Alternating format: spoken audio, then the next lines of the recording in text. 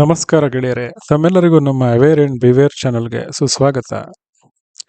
June, July ಈ ತಿಂಗಳು ಕರ್ನಾಟಕದಲ್ಲಿ ಅತ್ಯಂತ ಮಳೆ ಆಗುವ ಸಮಯ. ಆದರೆ ಈ ವರ್ಷ ಏನಾಗ್ತಾ ಇದೆ, ಆಕಾಶದಲ್ಲಿ ಮೋಡಗಳಿವೆ, ಗಾಳಿ ಇದೆ, ಗುಡುಗು ಕೂಡ ಕೇಳಿಸುತ್ತೆ, ಆದರೆ ಮಳೆ ಮಾತ್ರ ಬರ್ತಿಲ್ಲ. ಅಥವಾ ಒಂದು ಜಿಲ್ಲೆಯಲ್ಲಿ ಪ್ರವಾಹ ಉಕ್ಕಿ ಹರಿತಾ ಇದ್ರೆ ಮತ್ತೊಂದು ಜಿಲ್ಲೆಯಲ್ಲಿ ಬರ ಅನ್ನಿಸ್ತಾ ಇದೆ. ಮಳೆನೇ ಇಲ್ಲ, ಜನ ಪರದಾಡ್ತಿದ್ದಾರೆ. ಕರ್ನಾಟಕದ ಮಳೆಗಾಲದಲ್ಲಿ ಏನಾಗ್ತಿದೆ? ಇದು ಕೇವಲ ಪ್ರಕೃತಿಯ ಆಟನ ಅಥವಾ ನಾವು ಸ್ವತಃ ಸೃಷ್ಟಿಸಿಕೊಂಡಿರುವ ದೊಡ್ಡ ಸಮಸ್ಯೆನ? ಇಂದು ಈ ವಿಡಿಯೋದಲ್ಲಿ ಮಳೆಯ ಕೊರತೆಗೆ ವೈಜ್ಞಾನಿಕ ಕಾರಣಗಳು, ಹವಾಮಾನ ವೈಪರೀತ್ಯ, ಇದರ ಬಗ್ಗೆ ಸಂಪೂರ್ಣವಾಗಿ ತಿಳಿದುಕೊಳ್ಳೋಣ ಬನ್ನಿ. ವರ್ಷದಿಂದ ವರ್ಷಕ್ಕೆ ಮಳೆ ಕಡಿಮೆ ಆಗ್ತಾನೇ ಇದೆ.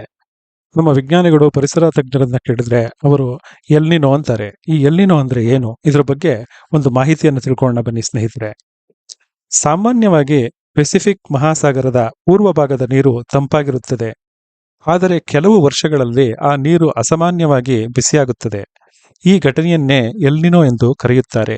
ಇದು ಸಾವಿರಾರು ಕಿಲೋಮೀಟರ್ ದೂರದಲ್ಲಿ ನಡೆದರೂ ಕೂಡ ಭೂಮಿಯ ಗಾಳಿಯ ಚಲನೆ ಮತ್ತು ಮಳೆಯ ವ್ಯವಸ್ಥೆಯನ್ನು ಬದಲಾಯಿಸುತ್ತದೆ. ಸಾಮಾನ್ಯವಾಗಿ ಅರಬ್ಬಿ ಸಮುದ್ರದಿಂದ ತೇವಭರಿತ ಗಾಳಿ ಕರ್ನಾಟಕದ ಕಡೆಗೆ ಬರುತ್ತದೆ. ಎಲ್ನಿನೋ ಇದ್ದಾಗ ಈ ಗಾಳಿಯ ಬಲ ಕಡಿಮೆಯಾಗುತ್ತದೆ. ಇದರ ಪರಿಣಾಮವಾಗಿ ಮೋಡಗಳು ಕಡಿಮೆಯಾಗಿ ರೂಪುಗೊಳ್ಳುತ್ತದೆ. ಮಳೆಯ ಪ್ರಮಾಣ ಕಡಿಮೆಯಾಗಿ ಮಳೆ ಸಮವಾಗಿ ಸುರಿಯದೆ ಒಂದು ಜಿಲ್ಲೆಯಲ್ಲಿ ಭಾರೀ ಮಳೆ, ಮತ್ತೊಂದು ಜಿಲ್ಲೆಯಲ್ಲಿ ಬರಹ, ಇಂತಹ ಪರಿಸ್ಥಿತಿಗಳು ಉಂಟಾಗುತ್ತದೆ. ಕರ್ನಾಟಕಕ್ಕೆ ಬರುವ ಹೆಚ್ಚಿನ ಮಳೆ ಅರಬ್ಬಿ ಸಮುದ್ರದಿಂದ ಬರುವ ನೈಋತ್ಯ ಮುಂಗಾರು ಅಂದರೆ ಸೌತ್ ವೆಸ್ಟ್ ಮಾನ್ಸೂನ್ನಿಂದ ಬರುತ್ತದೆ.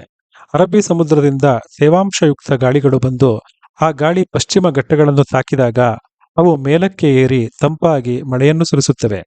ಆದ್ದರಿಂದ ಉಡುಪಿ, ದಕ್ಷಿಣ ಕನ್ನಡ, ಶಿವಮೊಗ್ಗ, ಕೊಡಗು ಈ ಪ್ರದೇಶಗಳಲ್ಲಿ ಸಾಮಾನ್ಯವಾಗಿ ಹೆಚ್ಚು ಮಳೆಯಾಗುತ್ತದೆ. ಆದರೆ ಈ ಎಲ್ನಿನೋ ಬಿಟ್ಟು ಬೇರೆ ಯಾವ ಕಾರಣಗಳಿಂದ ಮಳೆ ಕಡಿಮೆ ಆಗ್ತಾ ಇರಬಹುದು?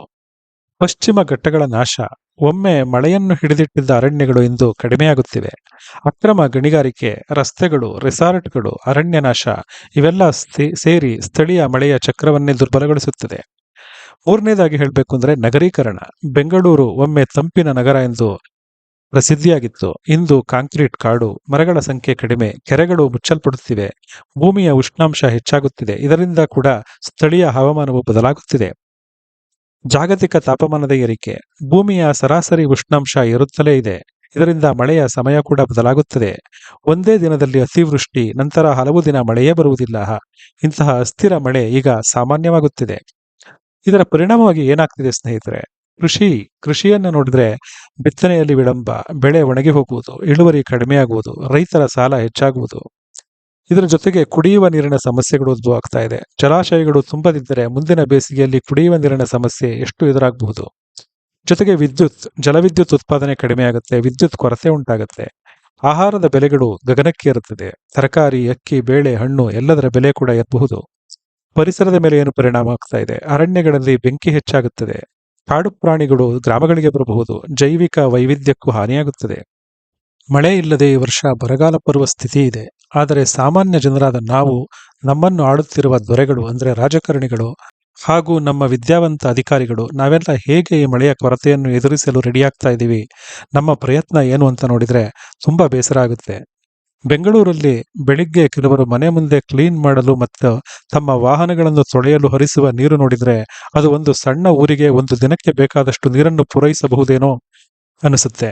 ಮಿತವಾದ ನೀರಿನ ಬಳಕೆ ಮಾಡಬೇಕು ಅನ್ನೋ ಪರಿಜ್ಞಾನ ಕೂಡ ಇಲ್ಲದೆ ನೀರನ್ನು ವೇಸ್ಟ್ ಮಾಡ್ತಾ ಇದ್ದಾರೆ.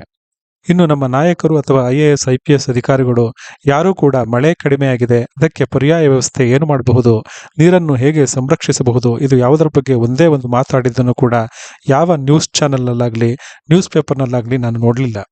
ಸಂಕಟ ಬಂದಾಗ ವೆಂಕಟರಮಣ ಅನ್ನುವಂತೆ ನಾವು ಗಡ್ಡಕ್ಕೆ ಬೆಂಕಿ ಬಿದ್ದಾಗಲೇ ಬಾವಿ ತೋಡೋದು ಅನ್ಸುತ್ತೆ. ಕರ್ನಾಟಕಕ್ಕೆ ಮಳೆ ಬರುವುದಿರುವುದು ಒಂದು ವರ್ಷದ ಸಮಸ್ಯೆ ಏನಲ್ಲ, ಇದು ಹವಾಮಾನ ಬದಲಾವಣೆಯ ಎಚ್ಚರಿಕೆಯ ಗಂಟೆ.